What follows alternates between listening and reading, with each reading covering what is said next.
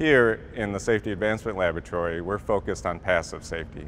So we've done everything we can to prevent a crash, but in the event that there is a collision, now we're focused on protecting customers from injury. So everything we do inside these test labs right now is focused on that crash event and evaluating the vehicle structure performance, airbag performance, seatbelt performance, and other mechanisms that help protect our customers.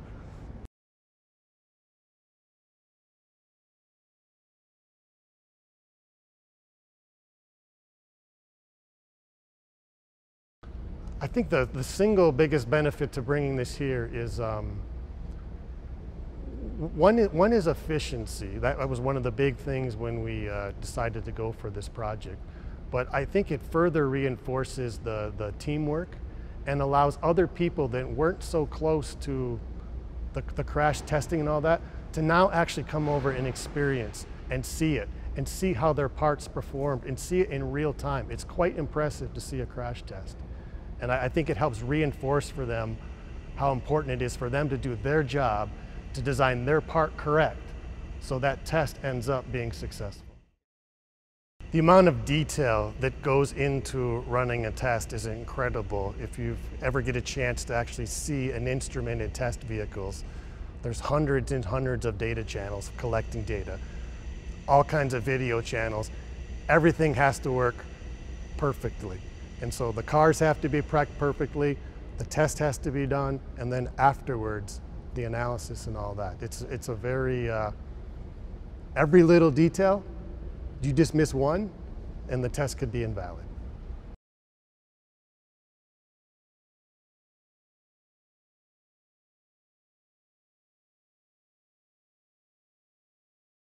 So in terms of our crash viewing, we have the cameras, the off-board cameras, as well as onboard.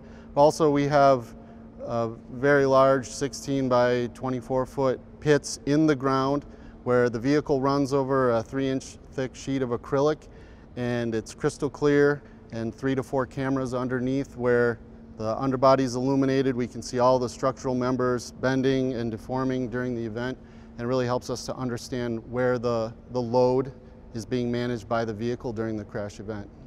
So we have approximately 30 high-speed cameras. We typically take our video footage at 1,000 frames per second. Some cameras are used for analysis at 3,000. I believe we can probably go up to about 10,000 frames per second on the units we have.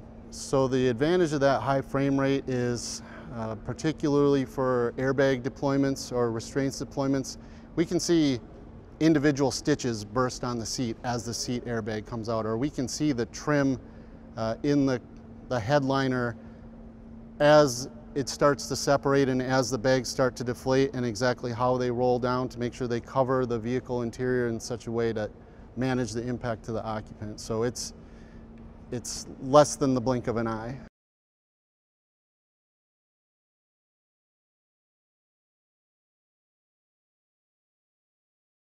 This passion for the customer and kind of how to, produce a great car that looks great, but performs great, and finally protects the customer in all situations is like a huge part of pride, I think. And one of the things we do get is a lot of letters from customers. And this is where, terrible crashes have occurred, and someone actually reaches out to us and says, thank you. Thank you for saving me, for saving my family. And we get a lot of those letters with a lot of pictures. And that's just another way to kind of remind us of what we really do.